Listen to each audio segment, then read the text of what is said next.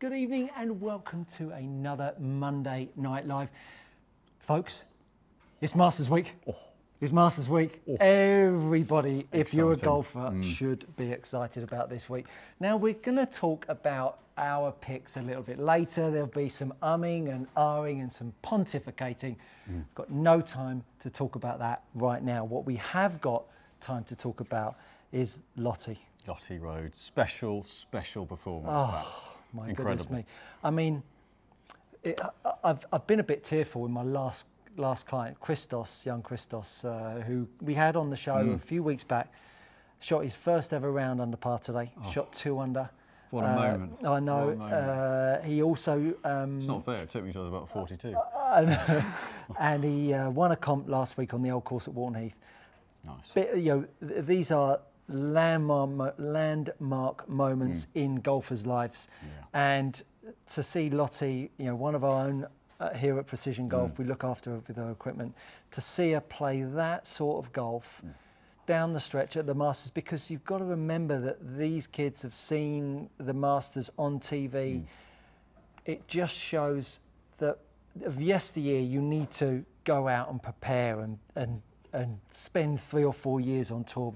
But these kids are getting the opportunity at such a young age, and what a great performance. Yeah, I mean, ever since, Mark's visited Lottie a few years back and a couple of times since, and ever since we first saw her, Mark said, and we both agree, this is a special young lady. And just the mental strength to not only to win it, to do it the way she did, to lead going to the last round, to go 2 behind, to then basically pretty much birdie the last 4. I mean, 16, that putt looked in all the way. And to have a home player shoot 6 under, an American player, for a Brit in America to do that on that course, it's just, you couldn't dream of it. I mean, dreams are made of. Spectacular. We're going to talk a little bit more about Lottie in a moment. Lots to come on the show. As per usual, I've got multiple discs in front of me. The iPads, if you're watching from Precision Golf's channel, anything you want to ask Simon, feel free to do so. And if there's anything golf swing related, feel free to fire those questions over. We always get through them as best we can in the allotted hour. And if this is a first time for you, do give us a like and a share with your friends. So Lottie, equipment-wise, where has she progressed to from the early days? Well, I mean, it's Mark who's actually done the fitting for Lottie, so I've not had first-hand experience. I've seen some of the results, but in terms of the progression, I would have to defer to Mark's knowledge on that one. Well, maybe we'll have to get him on next week. See if we can get him on. But I think the one thing that was really always notable with her was mental toughness. Just absolutely knew her game so well, and knew what she had to work on, what her strengths were, and I thought that came across Saturday, with that finishing round. Just knew where to lay the wedge shot up to on 15, but her driving, she was always been pretty long, even as a younger young lady. But so I mean, that one up 18, spectacular. I think we've got a little WhatsApp work chat here at Precision Golf, and we could all hear Mark jumping up and down in his underpants while he was eating his curry, watching it, enjoying the show. Because when you are connected with these golfers, you really it affects you emotionally, mentally. Because to see people, come in, work on their game, go out and perform, is a great excitement for all of us here. So obviously we all wish her well. I particularly think in this kind of circumstance where it's slightly different with Monty or Charlie or their seasoned tour pros, to see Lottie go through and kind of go, it's like with Chiara. We both said they're special, and to see them both come through, that there is just something different about it. Like you with Christos, seeing his progression, you see the growth of them, you see them develop as a player, and to kind of in the back of your head go, ooh, I look forward to watching this one down the line, and for them to have gone ahead and won on huge stages. Fabulous. If you've just heard a can open up in the background, that is James clicking out a Hofmeister. Two of them. So let's get on to the questions. Lee Roberts, he's in the house. Nice to have you along with us, Lee. Hey guys, keep up the good work. Wondering if you had the new TaylorMade Mini driver. If so, could you give it a hit and tell us your thoughts? So the reason we don't is because they're done on such a limited run. So it's what they call a hero product, where they do very, very limited production. I think it's something like 200 or 250 heads in Europe. Is that by the time we had a demo in, we wouldn't be able to buy one. So we don't have one in because there's literally no point us getting one. We will get a chance to hit it, but currently, yeah, not a product that we're actually going to retail because of the literally almost negative life cycle to it. They're sold out before they're even in the shops. Oh gosh, okay. Lee Roberts, sorry, also, how would the stock shaft in that new Mini driver compare to a Tensei White or Even Flow T1100 shaft? I'm getting used to all of these names and logos now, by the way. Happy Masters Week, thanks to. I'm actually, off the top of my head, I'm not certain what the stock shaft is. I know last year they did a kind of a Pro Force style one. And generally an aftermarket shaft's going to be higher grade materials, so rotationally, torque-wise, a little bit more stable. Might feel a little smoother relative to that stability because of the higher grade materials they need. They've got thinner layers, more of them. They can actually layer them up in different directions and do more with them. So they tend to feel more consistent, a little bit smoother. But generally speaking, you're going to see lower torque and more stability off center. And we all need a bit of that in our lives. Niels Axon is in the house. Evening, chaps. Evening, Niels. Nice to have you with us. Glenn 400. Hi, guys. Quick question for Stuart. What's the best ball position for 5-wood, and also the negatives for too far forwards or backwards? Have we got a 5-wood? I shall get you a 5-wood. Oh, let me get you a 5-wood. What you've got to remember with these fairway woods is that you are always having to balance out launch and strike. As soon as you're putting the ball on the deck, we do have to hit down. Now, if I may, there you go. When you are striking a golf club with less loft than normal, you've got to understand what type of golfer you are. If you are the type of golfer that is a low launcher, hands up for those that are low launchers, and me. If you are a low launcher, ball position forwards is always going to be the best bet for you. The advantages of having the ball further forwards is that it allows your right side of your body to move more through the shot. The minute you start to have the ball too far back and you're trying to trap it, you'll immediately feel like the ball won't launch, and that's where you can actually start to get people hanging back. So I would always recommend getting the ball further forwards because it allows you to really get your right side on top of the shot. The problems with having it too far forwards, if you are someone that is a bit too much of an up striker, you are going to encourage a bit of a heavy strike, but I would try and really encourage you to play through that. Understand, even though these 5-woods have got less loft on them, obviously the weighting in them does help it launch, doesn't it, Simon? Yep. So it is going to give you a bit more than, say, a 4-iron does or a 5-iron. But at the end of the day, you are always going to play much better shots with a ball outside of your toe than inside of your toe. So I'm going to pop this golf ball outside my left foot here, which will really allow me to feel like I can get myself up with play, as opposed to, that was a little bit off to the right. The more it gets forwards in your stance, we can really feel like we can drive ourselves forwards, but you're still going to get the flight because you're just meeting it slightly later in the arc. You put that same ball further back in your stance, all of a sudden, as soon as you start getting it earlier in the arc, even though you get a better strike, the thing just won't take off. So always get it further forwards. Hope that helps. There we go. Very nice. Alrighty. Who else have we got in here? Christian Diamond. How effective are golf shoes with carbon or carbon fibre propulsion plates?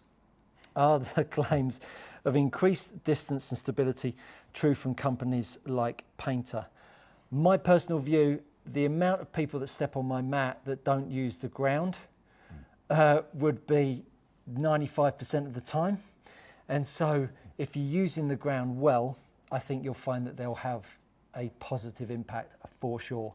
But if you're not using the ground well, I think you can get more mileage out of your current shoes by using your feet better than going out and spending some bucks on getting some carbon soled shoes. Have you had any experience with the shows? I think with from a shoe point of view, one, I think there should be, and this isn't something we're looking to take on, but I think there should be more proper shoe fitting. Yep. Because I think we all use our legs, our feet differently. So some players, I've always had a little bit of lateral, some players are much more rotational than others, and therefore you're going to put different forces into the ground and through your feet. So actually from a foot health point of view, and then a performance point of view, I think there should be, someone somewhere should be doing a proper shoe fitting. Yeah. But I think depending on your action, depending on how you use your feet in the ground, then I think if you're someone who has a lot of movement, then something that's a more rigid structure is actually going to help ground you and hold you a little bit tighter.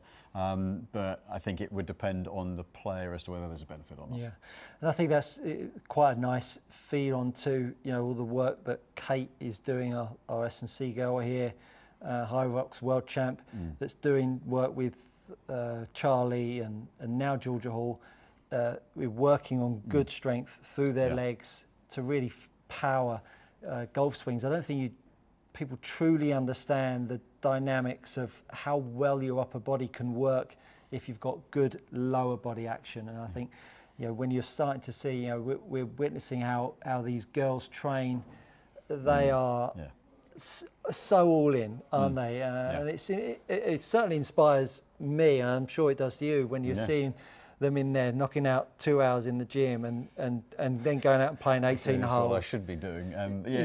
But I think you're right there in terms of it doesn't matter what's going on up here. If you haven't got a stable, solid, stable, strong lower body, you can't be as efficient. So actually, unless you're stable down here, it's not irrelevant what's going up here, but actually that's for me is the foundation to then build the swing off.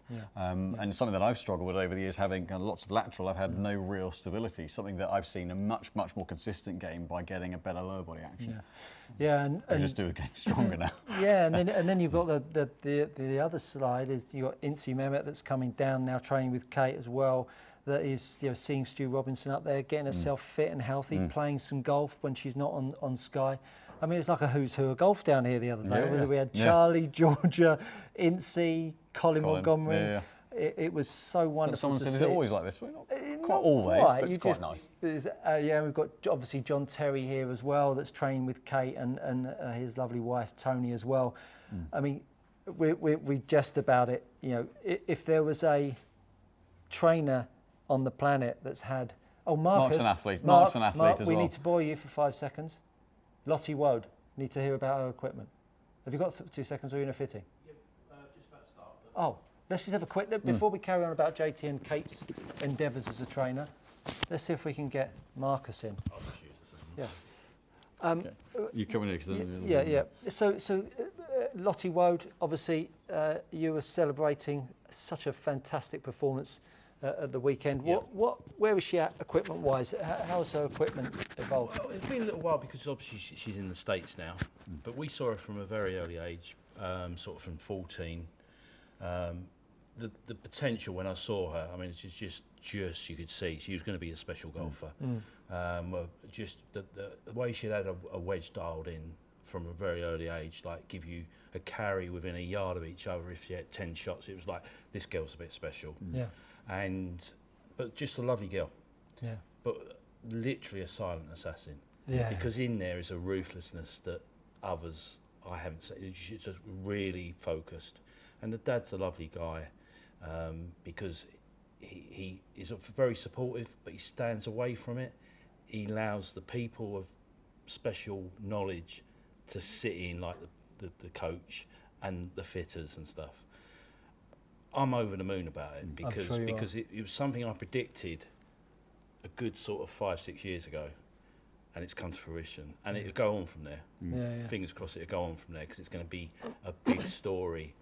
It's another one like Kiara, hopefully, if Kiara starts getting over the injuries, and a couple of what we've seen from a very early age and see it. But I'm over the moon. Yeah. Well done. Thanks, Mark. Really appreciate that. Thank you very much. Spot on. But no, we're just saying, I mean, if there was a trainer in the country, I don't think there's anyone more popular right now than Kate with working with you know, these golfers and elite footballers. I mean, it's so great to see. We've got such a spectacular gym here, and Kate's walks the walk and talks the talk, doesn't she? I think that's a key thing, isn't it? I think I know from my own point of view, when I was playing, it's like my coach at the time could show me what he wanted me to do, and you kind of go, okay, right, I know I can trust this person, and the fact that, you know, Kate can outdo anything that any of them want to throw at her in there. You know, it gives a huge amount of confidence that someone really knows their stuff. You know, can put it into practice as well as know the theory, and I think there is an importance to that, I think, at that level. And a big good luck to Kate in Cologne this weekend. So let's Ian Lightfoot, or Linfoot should I say, Mura IC602. Who are they designed for, in your opinion? Crystal ball, how long would they stay relevant? Are they a good investment?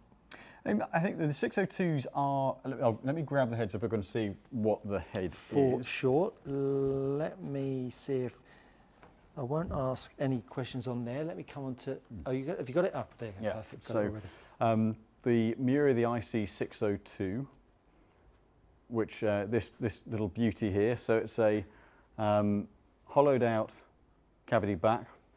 So very pretty new from Mura's point of view. They've got internal weighting, a little bit of tungsten, a bit more perimeter weighting. It's a more playable iron than most of their models. So certainly from a head point of view, this is something that, in principle, you're looking at a P770-esque kind of head. Definitely a softer sound, softer feel. I think the only thing, kind of looking at it, it's very, very consistent from a launch and spin point of view. It's not necessarily for someone looking for a bomber of a head. There is a little bit of ball speed off it, but if you're looking for distance, this is not necessarily as strong as, say, an i530 ping or a P790 or 770 even possibly. But from a consistency point of view and a bit of forgiveness versus, I mean, most of their other heads are blades. So this is certainly going to give you softer sound and feel, and a consistent, relatively forgiving performance, but it's not a cannon of a head in our initial testing relative to some of the other heads of a similar kind of design. It's a delicious looking bit of kit, that, isn't it? Yeah, it's very, the stepping and the marking on the back. It's a pretty club head, and that's what Mura do. So it's got a little bit of a thicker top line where it's got an enclosed, hollowed out head. So I guess it's Mura going into a little bit more of a modern head. I mean, I know there are some people that would say, is that really what Mura should be doing? And I think that's a very, very valid question. But they're also trying to sell golf clubs, right? But golfers, forgiveness helps. So I think it's certainly a relevant head for them to be doing. The purists are always going to orient back to an MC502 or the MB101, those kind of blade star heads, TC201, the single piece heads. But I think it's very relevant for them to be going down this line because that more people would like to be in a Mura head, and this does open it up for them. Yeah, for sure. I missed out Josh Wright. Hi Simon and Stuart, waiting on the new driver QI 10LS V8. Sinister. Thank you.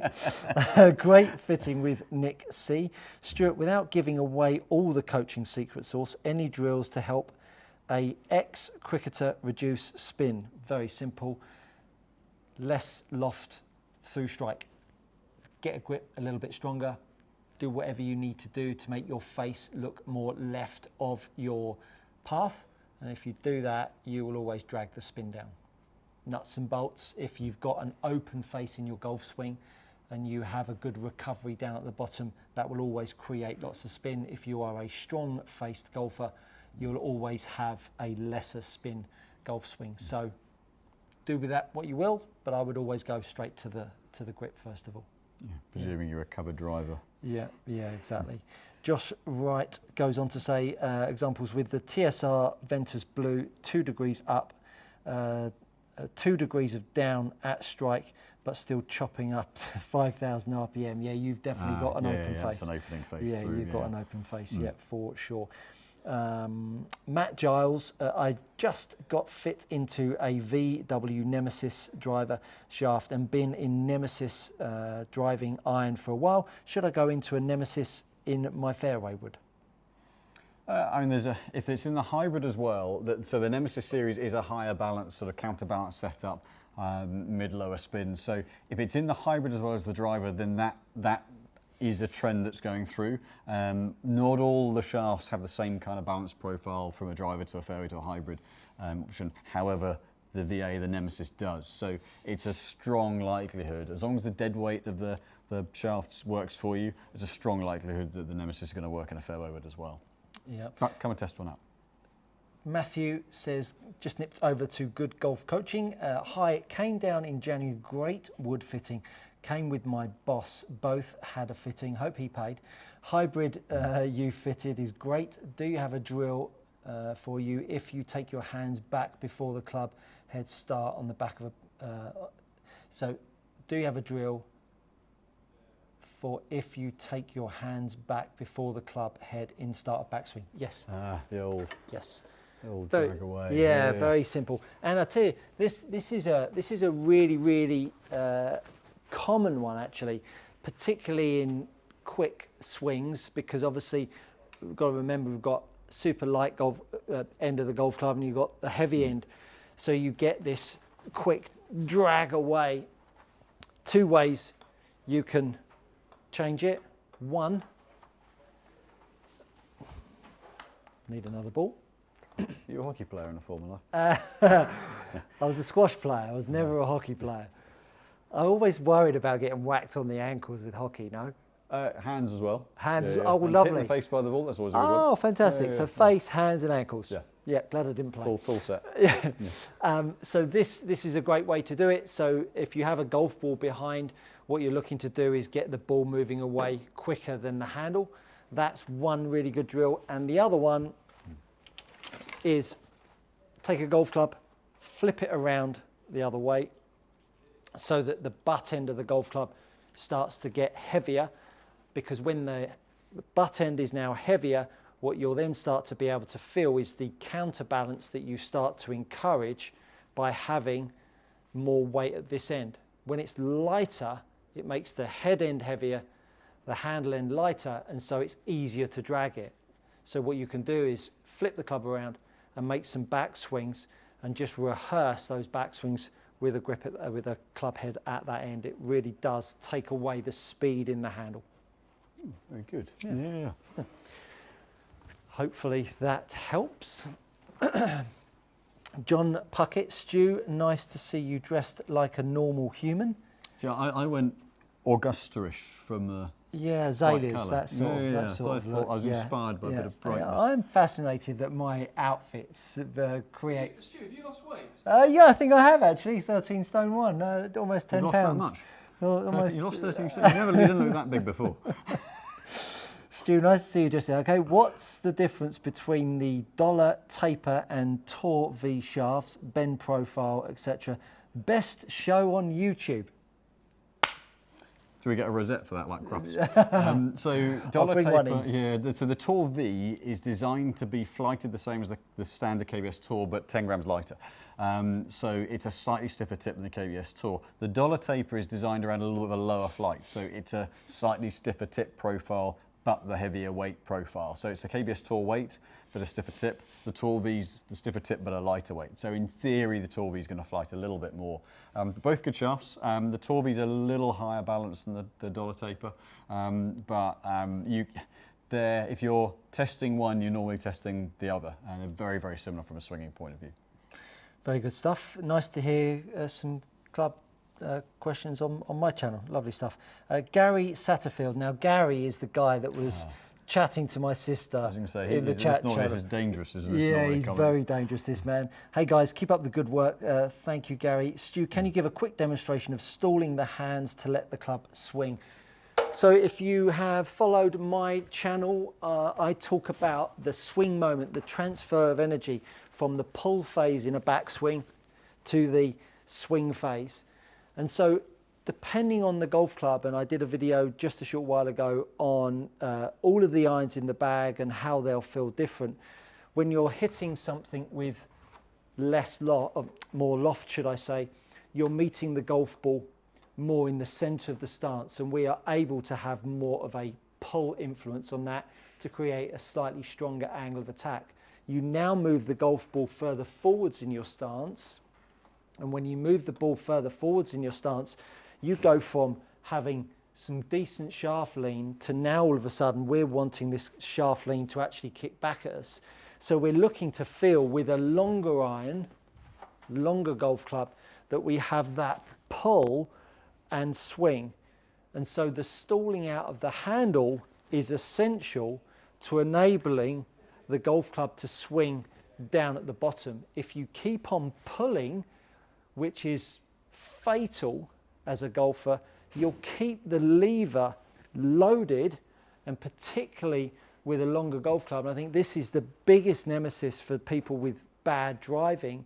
They don't understand that the fact that you've got to allow the lever to unload, and the more you put the ball further forwards, the better opportunity you have of that.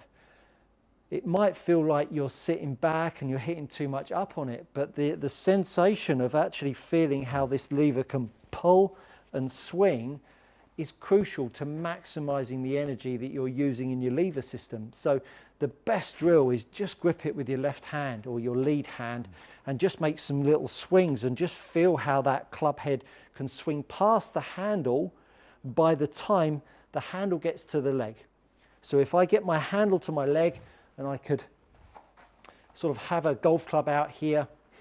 I would offer to hold it. Yeah, I know. I was just about to say you couldn't reach in there, so. So if you were to hold this club shaft here, and I actually did a video on this. I had a golf club and I had one of the wife's hair ties with an alignment stick lined up to my left leg, and it just gives you an understanding of at what point we need the golf club to swing past the handle, or else with a driver you just won't get the upstrike. And it was funny, I was watching a podcast. Josh Antman interviewed Nick Faldo and really talked about Rory's golf swing and how much he's a hitter up of the golf ball. Now when you look at Rory, he hits up on it with some decent shaft lean, but is really up with left shoulder and torso. Now that's terrible for iron play because you're trying to get some downstrike on it. So when you're hearing about Rory talking about a driver swing and an iron swing that are two different feels, it's understandable, but someone out there teach Rory how to deal with an angle of attack. I mean, rather than just trying to give it a quick tip and a quick feel, I think, you know. That's why it's hot cold, isn't it? Exactly. Especially short game wise. You know, the wedges near that side, you can always see when it's going wrong for him because he has that and then finishes there. Absolutely. Whereas right. that one, when he goes and plays the shorter one and holds it up, he's actually creating a better angle of attack and delivery. Absolutely right. It's interesting actually, your comment earlier, going back at a couple where you said about the weight of the club. You wouldn't believe how much proportionally the club head is in the overall weight of the club. So on a 6-iron, the head's 260 grams, shafts somewhere between 60 and 120, and the grip's 50 grams. So the proportions of weight are huge down that bottom. Yeah, and that's why, you know, when I have my fitting with Mark, you know, the weight differential, I'm looking for something heavy because I want to encourage that lag and swing, you know, but for everyone's makeup in their swing, as you know, the weight has such a huge bearing on when that lever system unloads, and it's not talked about enough. We did a video, a hugely popular video about weight over flex. It's massive, isn't it? Massive, yeah, and it's one that you've got to have. There's got to be enough weight to use in the swing to build speed with. Go too much and it gets stuck behind, then you're creating that either that drop or having to throw the shoulder over. Too little weight, you can't build speed, you have to back out of it. And then where that weight sits in the club is critical depending on how you put, which bits of you, are you someone who pull on the handle or are you rotation based? Has a really big effect on the energy imparted into the club and how the weight in the club has to complement it. And ultimately that's what good fitting is. It's getting the club to match how you move. And then you get consistency and then you're able to stay balanced. But it's not talked about because there's no definite answer to it. I couldn't look at you and say, look at your club speed and go, oh, you're in that shaft. Because I don't know yet without testing the limits what works and what doesn't, but most importantly, why. So it is, fitting is ultimately A/B testing. As long as you know the parameter you're changing, you can understand why it's working, why it's not, and manipulate But I think the that, road I think that's where we've done so well with so many people that have come in, haven't had their best day on the fitting mat, come upstairs, seen either myself or Lewis, got themselves in a better place swing wise, come back down, have their fitting, get fitted. All of a sudden they've got a bit of an understanding of what they're trying to do with their swing, and whether that might be then going on to do some work with Kate or Stu Robinson. Yeah. It really is a 360 opportunity to get people understanding as much as just having a quick lesson, a quick fitting. And I think that's where I see the evolution in the golf industry that needs to educate. It's great having all of this AI and looking at swings and all that kind of stuff, but understanding the individual is crucial, and feeling like they've got some resource to tap into. Yeah, and that communication between the different parties and the different specialists is key. I mean, for Kate to know how to train someone if they're managing an injury, well, she and Stuart communicate a lot. Yeah. Or if you're needing someone to work on something with the swing, and again, I'll use either of those two. Stuart might say, "Hang on a minute. Physically, we've got this to manage," and then you'll know how to shape your coaching. We might say to someone, "Look, from a fitting point of view, actually, if you can see yourself, Lewis, or whichever kind of professional they go and see, and this whether it's angle of attack, whether it's path, this is going to reap bigger dividends to start with. Do that first, come back. Ultimately, the end result is going to be better. But the more each party the sort of circles completed in terms of communication, the better. We're championing ourselves a little bit there, but I think right. Yeah, but I think we need to stand up and be counted as coaches, as fitters, and deliver a service that is right for the individual. I think ultimately is what we're talking about.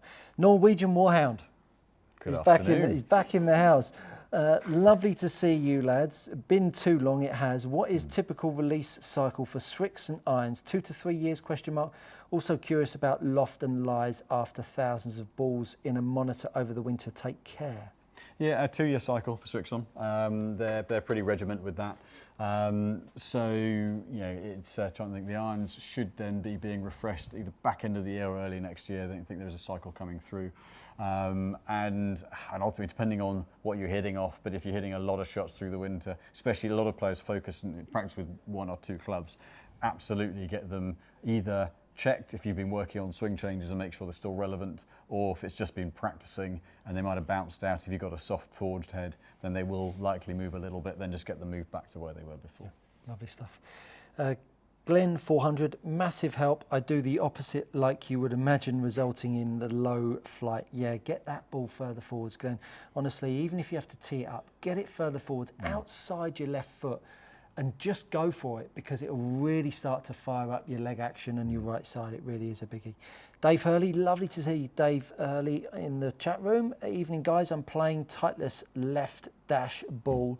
It's fantastic for wedges, so I don't get too much backspin on the greens, but I'm losing distance with driver. I have an 8-degree TSI 3 driver. Should I adjust driver to try and find a different ball?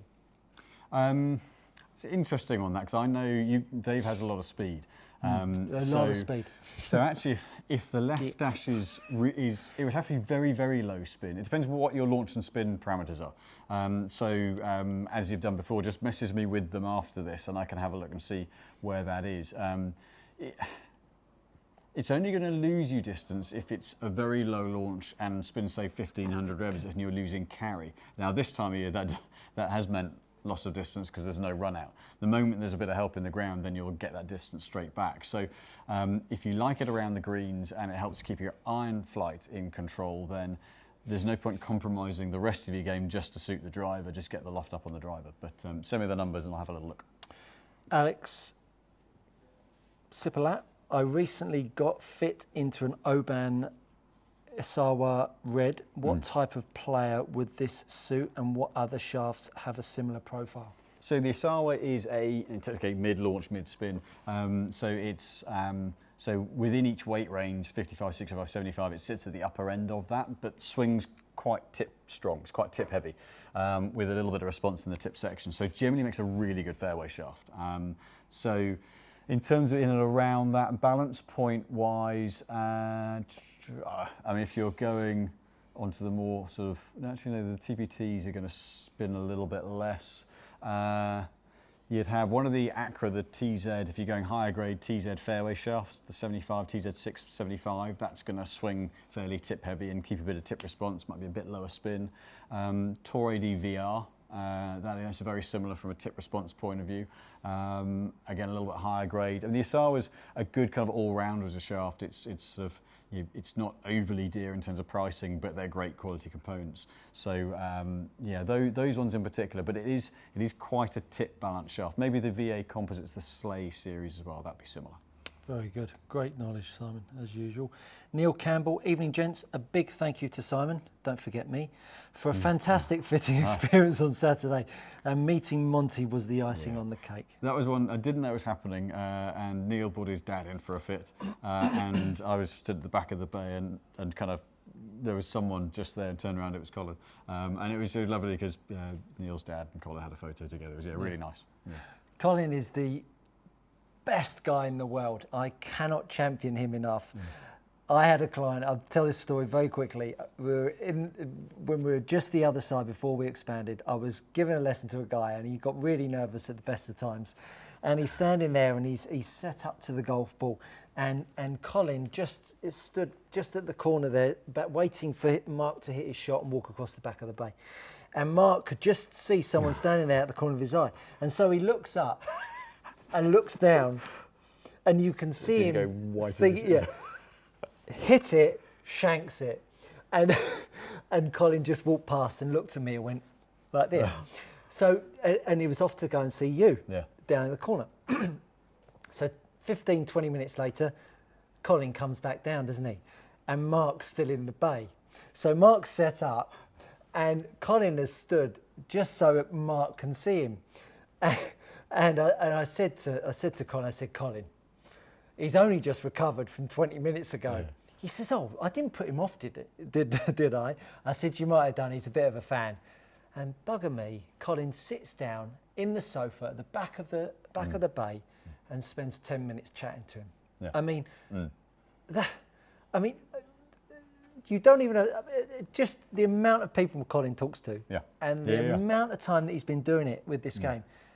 He is the nicest man on the planet. And he just loves golf. He loves golf. Because I asked him upstairs, I said, Colin, do you still love the game? He said, I love it more now than I did 20 years ago. Yeah. I mean, that is that's why he's so good to work with. He just wants to improve. He's always looking for something to, what can make him better. He likes to understand what's going on as well, but he's just so enthusiastic about it all. And so he'll talk to anyone about it as well. It's great. Fantastic. So if you ever see Colin, make sure you grab him because he's such a great guy, such a great guy.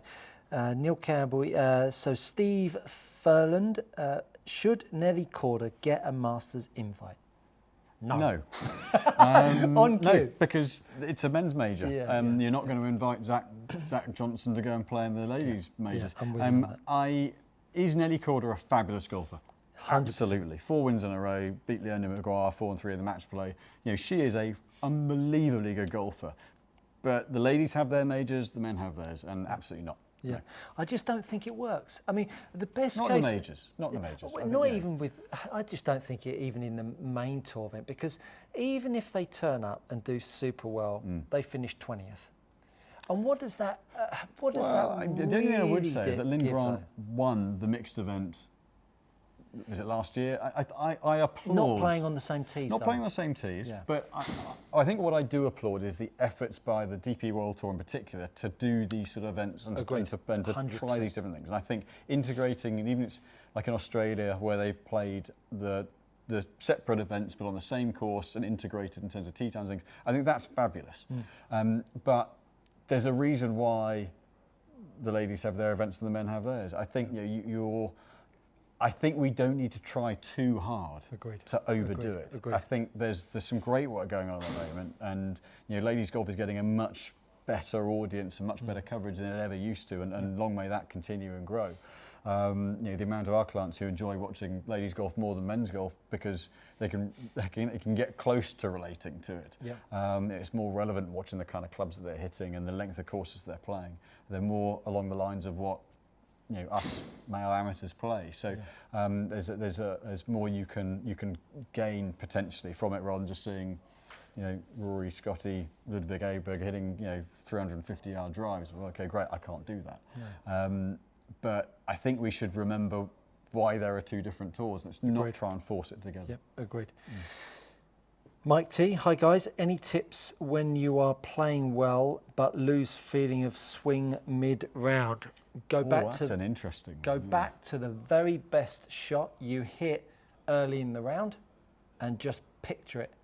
Picture how it felt, what you saw, the outcome. Get immersed in that as best you possibly can. That is the fastest track back to what you were doing, more than trying to find a swing key. Just tap into what you were feeling over those first few swings, because ultimately if you're playing well at the start and then you start to go off the ball, there's going to be some nerves in there, there's going to be some other possibility, could have a different wind that's caused a little bit of a disruption or lie for your golf swing, but you can tap into something that's happened really, really close by, and why not? Because that would be, as I say, that would be the quickest way back to path, I would say. Yeah, I'd say, don't overthink it. As Stuart said, if you're playing well, you've been playing well, and you're probably not playing well because you're trying too hard or overthinking it. Yeah. You've got loads of questions as well. Yeah, well, that's right. Okay, we'll go over here and have a few on here. But that's the problem if your brain gets in the way too much. Yeah, very much so. Phil, happy Masters. Happy Masters to you, Phil. Any good golf coaching tips, got plenty of those, for a wedge system in terms of distance gapping and how to keep the distance in mind under pressure? Well, there's a few out there. Dave Pelt's the most well-known one, but we had Incy in after she'd been training with Kate and she was hitting some shots, and she put a beautiful post actually that we shared on our channel as well on Instagram. And Incy was talking about her hand in relation to her right shoulder a lot of the time in her backswing. And I think that's quite a nice one to go rather than left arm positions. But I think ultimately you have to practice pitching to be dialed in. There is no shortcut. I mean, Incy doesn't play too much. She's got a comp coming up at Roehampton. Just this weekend. Just gone. Do we know how she did? She had a great first round. So Hannah Screen won it with 269, 6 under. Incy had a 71st round. I think she was like second first round, but didn't quite manage to follow up. But she's not been playing, so 36-hole medal tournament, straight play tournament against some full-time players. She should have scared a few of them off the first round. Well done, Incy, for shooting 71st round. And tough conditions as well, Sunday. 100%. Ultimately, you can't hotwire pitching. Sure, you can have these positions, but ultimately, unfortunately, that's hard yards with pitching. And with the work with Christos just recently, I said all we need to do is get you so sharp with your wedges and your chipping. And we had 2 sessions down at Horn Park, another place that I coach outside. 2 sessions, and bang bang, he's had 2 of his lowest scores and won. Unfortunately, you can't get around having a wedge in your hand with some balls, 2 targets. There's no shortcut. There's no shortcut. Ultimately, you can get what in here is good for, and what I tend to do is get some kind of system and a feel for the distance. But then you get different lies, you get different stances, and actually out on course, it's so much of its confidence. Once you know, right, I know that swing goes 85 yards, and you play it with a bit of freedom, without tension. And then the ball tends to go there a bit more. So a lot of it is confidence, keeping a bit of acceleration through, but that's reps at the end of the day. Yeah, for sure. Phil asks, can Charlie join the show? I'm sure in the off season at some point we'll get one of these mega stars that Kate is training down here in an arm lock or something like that. But I'm sure at some point we'll have someone on for sure. Jeff Berger, please explain down swing exit left. Okay. Okay. So deep breath there. So the exit left has come about over the last 10 years or so. Hunter Mayhem. Yeah, that's right. Hunter, good shout with that. And it's really big pull to the left. I was grateful for that fat chip at Celtic Man. Oh, I know. Yeah. That was the shocker, wasn't it? It was brilliant. It's a horrid hole, that one. Yeah. Exit left. Most golfers are thinking about the club head, and they think that 1 for 1, that whatever you do with the handle the head does exactly the same thing. And unfortunately, it doesn't. Because when you push the handle out, the club head moves back. And that's why, for years now, golfers have been working on trying to get from the inside and pushing out to the right. But as you can see, the more I push the handle out to the right, look how the club face starts pointing at Simon. If I now pull that handle back to my left hip and I hold the club head in space, look how the club face now squares up. But not only that, and let's bring on a little prop here. Can I be a beautiful assistant? Well, no, you take a seat, yeah, or? no, take a seat, Yeah. so I don't spin it around. So beautiful. Side saddle. Let's imagine this is your club path. If we all wanted to get from the inside, you would drive the handle inside out. But as I say, look at that club face pointing off over there.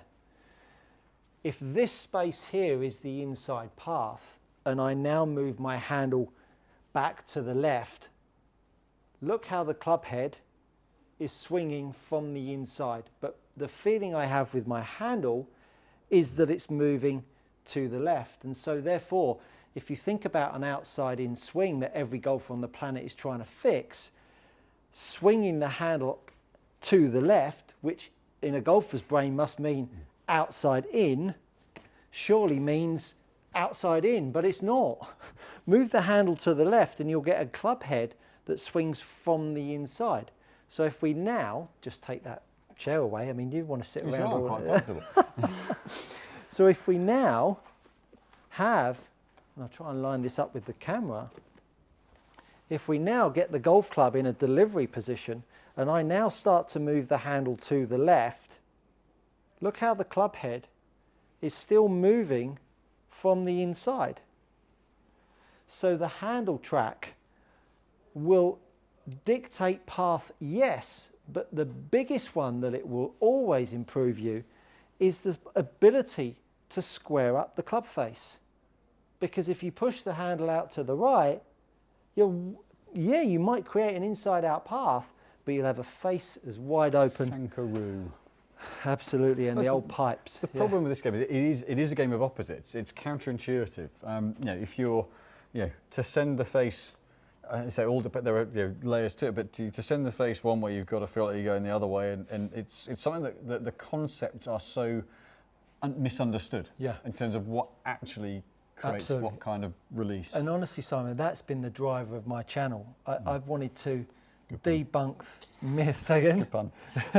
Debunk myths of it's like we go into this golf mode of systems and thoughts and philosophies, and when you just think of a lever system and how we need to move around something, the game is much easier than we give it credit for. Niels Axelson, good to have a question from Niels.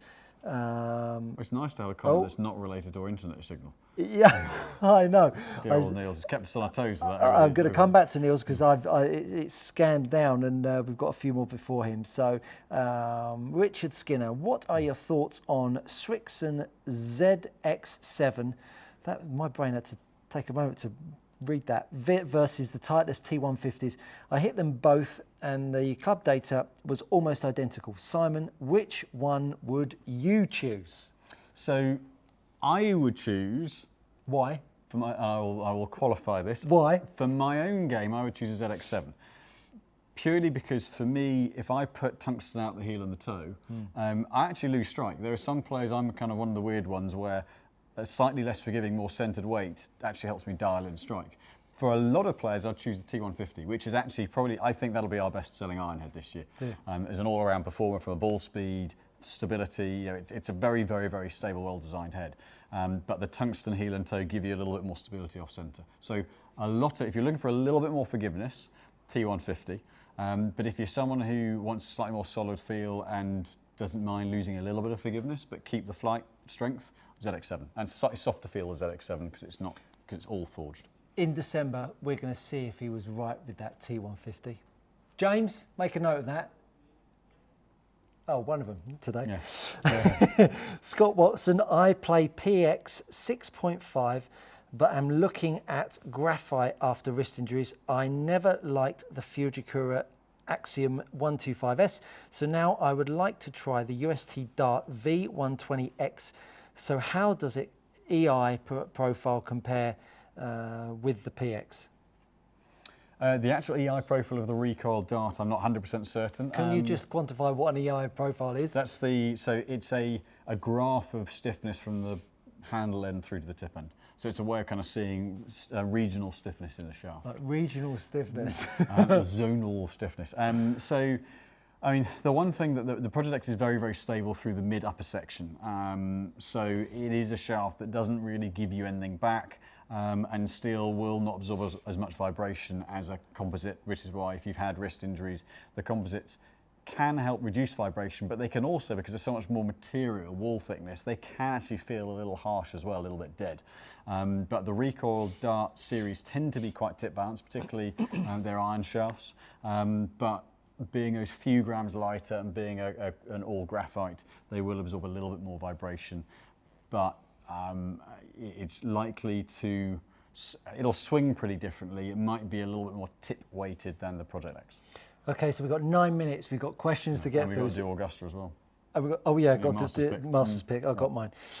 Keith L 2022. That's code for answering quicker. Keith L 2022. Hi, I play Ventus 7X in driver and love it. What iron shafts would you guess as better suits? Currently play PX 6.5X and really like them, but I'm curious about the 7.0X since I feel heavier shafts seem to work. If you don't like feeling anything, then they're great. No, ultimately, it depends which of the Ventuses and the driver. I couldn't actually say for sure. You wouldn't necessarily have to go up to 130 grams odd in the iron shafts, but other ones to potentially look at if you're wanting a bit more feedback. Actually, so the Project X, the LZs actually give you a little bit more responsiveness, but swing a little bit heavier.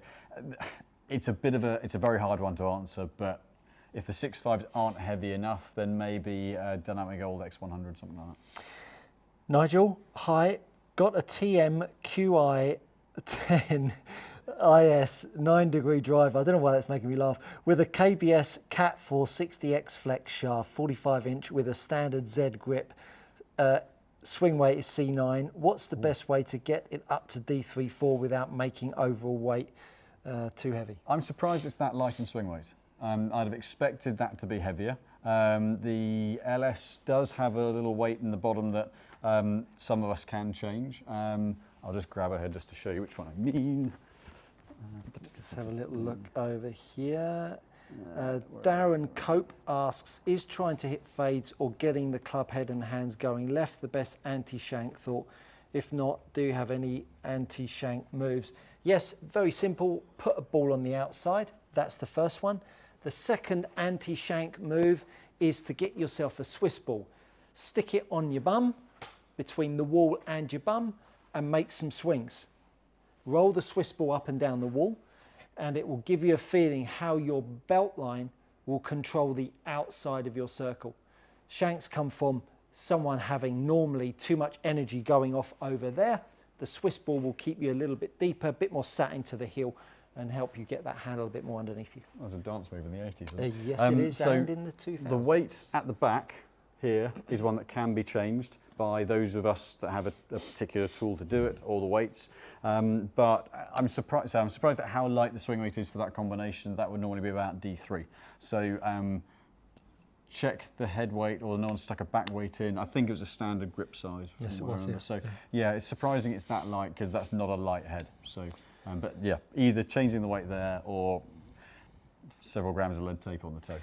James very kindly posted up a link to the weight versus shaft flex video, so do go check that out. That's been a popular one and you'll learn plenty there. Simon the Maestro hosts that one. Glenn 400, what happens when you have a player come for a fitting and is not striking it very well due to nerves? Let's say, do you tell them to come back? Yeah, ultimately yes. we'll do whatever we can to relax someone, to get them to chill out a bit, to just enjoy the process. Hopefully, although if you've got the shanks or something, it's not very enjoyable. But ultimately, yeah, we'll do whatever we can to get someone to relax and try and sort of ease into the session. Short answer. We know if we're not getting the results that we want the best for you as well. So we'll always tell you to come back. Yeah, absolutely. Brilliant. Gary Satterfield, thanks so much, Stu. That tip has helped my driver tremendously. Can't wait for latex day. Thank you very much, Gary. Nice to hear. That doesn't sound good, him or me. Robin Morton, how will the pros alter their game for the Masters? Thought your T-shirt was going to be spectacular this week. Yeah, I completely forgot about that. I've been a little bit under the weather. Next week, promise you, next week. I think really this week is about high flight, and I think controlling your golf ball well, obviously with a high ball flight. I don't think these players do as much adjustment to their games as they once did. They just don't. Back in the old era of Faldos and the Trevinos and maybe Woods even, of changing their game for it, it's never worked. Look at Martin Keimer, never worked. Yeah, he tried to change his game to suit the Masters, it ruined him. Yeah, go play your golf and do well on the greens, which ultimately that's what you'll do at the Masters. Read the world. See, I disagree about just being on the greens. I think they might add a lofted wood in, but the conditions look testy the first couple of days. A ball striker, an iron player, always wins at Augusta. Yeah. Otherwise, Langer would never have won there. Agreed. Scheffler, Garcia, they're not great putters. They're great iron players. Yeah, okay. Because they can position the ball on the green below the hole. That's who wins at Augusta. I was listening to Faldo in his in a podcast. In 1990, going into the last round, he switched his putter, and that turned him around, and he won well.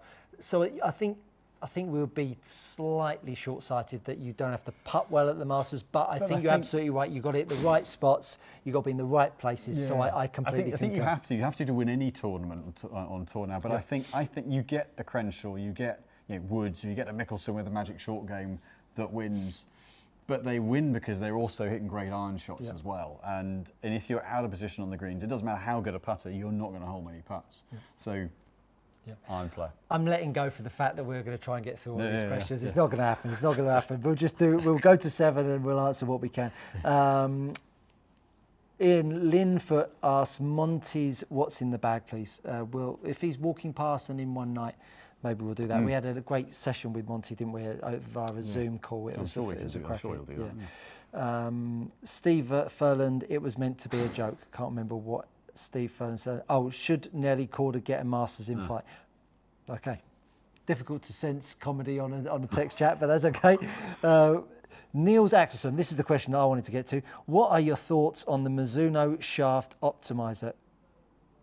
Is it a shortcut to start fitting with more suitable shafts when a lesser fitted establishment than yours? I only wanted to get to his question rather than, I didn't know what the question was. Yeah, I think the bottom line of it all is when a piece of equipment like that can give you a 95 gram shaft and a 130 gram shaft as relevant options, then clearly it's a start point. I mean, ultimately it's to try to idiot proof the fitting as much as possible, because they are sending it out in volume to, some of the fitters are very, very well qualified and very experienced, and some are in a pro shop and really not, and are very new to the game, to kind of teaching, whether it is or doing a fitting. And it's literally a start point to say, right, of their options, which ones are the best place to start from. But I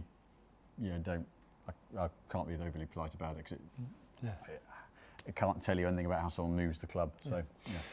Andy Corso, good evening, Andy. New Mura 602s, have you tried them yet? If so, please share your thoughts. So we have tried them.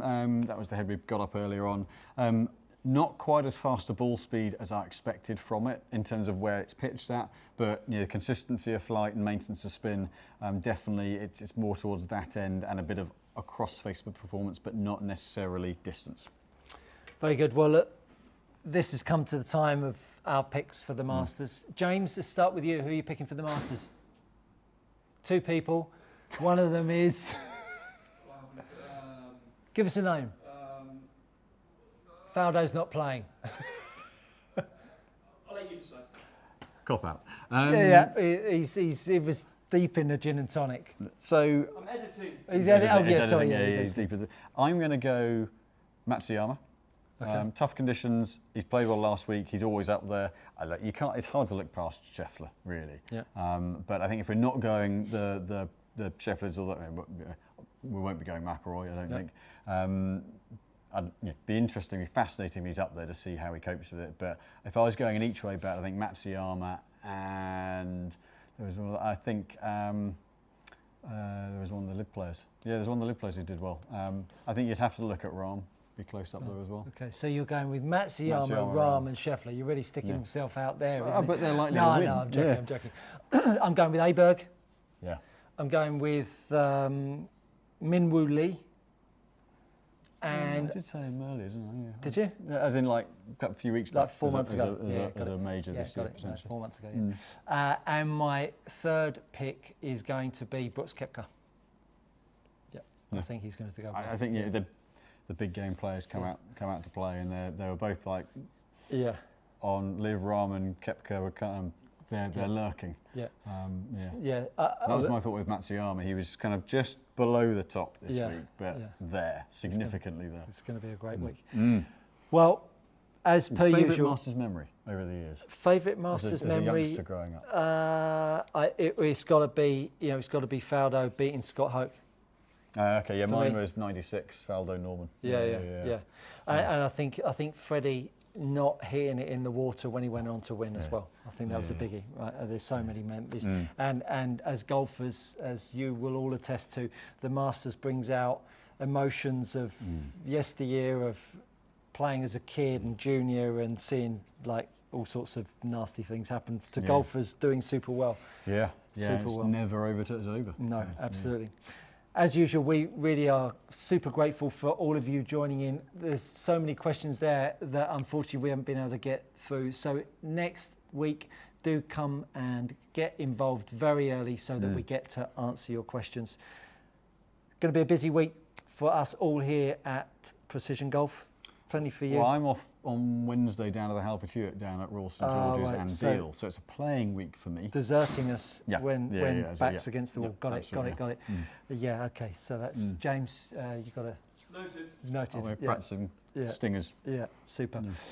Thanks so much for watching us, and from Simon and I, see you next week. Enjoy the Masters.